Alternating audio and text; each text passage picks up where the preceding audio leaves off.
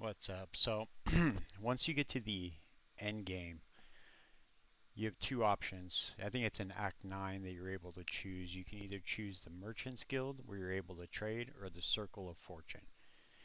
Now, once you choose whatever faction that you want, you're going to start gaining favor, which is this number right up here. This number right here. So, this is going to allow you to increase your reputation, which is going to give you levels. So, the Circle of Fortune is obviously, you're not allowed to trade.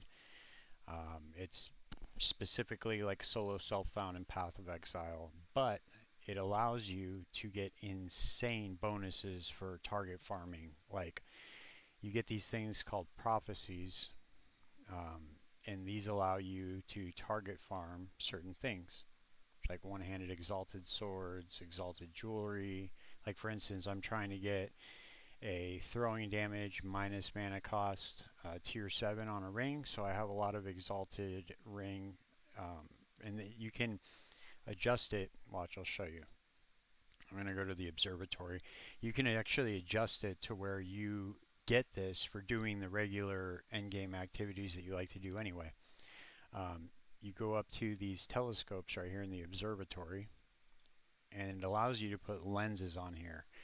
This is how you get your prophecies, but you can change it to where you don't get dungeon events and you don't get arena events, because I don't really do either of those. I like just to push the monolith, push high corruption.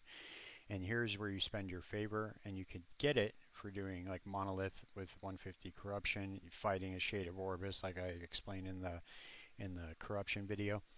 And then I'll choose this, and then this will allow me to get this prophecy. So once I do that activity, that prophecy will be fulfilled, and I get the exalted jewelry. It's the same thing you could do for uniques, rares, and it's the same thing for accessories, idols. That's what the different telescopes are for. Weapons, armor.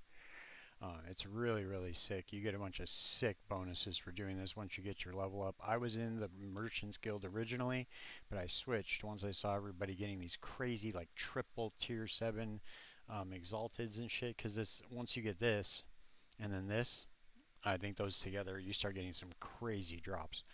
But the Merchants Guild is the same exact thing, except it's with trading.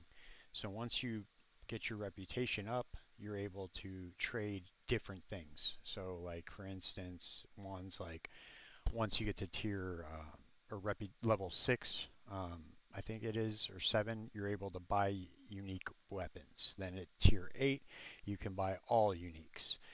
And then once you get to tier 10, you can buy any legendary, any item, whatever it is. It's just like that. The best way to get reputation is to spend your favor in both.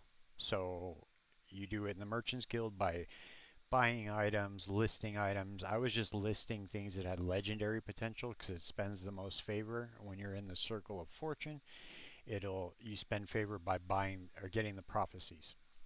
So anytime you're spending your favor, you're increasing your reputation within the faction.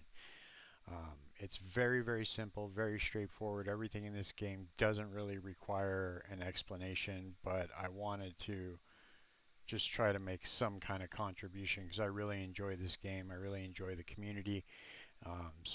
Hopefully this helps somebody.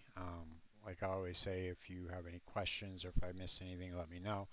Obviously, I'm not trying to do this for a living or anything, but I would definitely like to help out as much as I can. So that's it. Peace.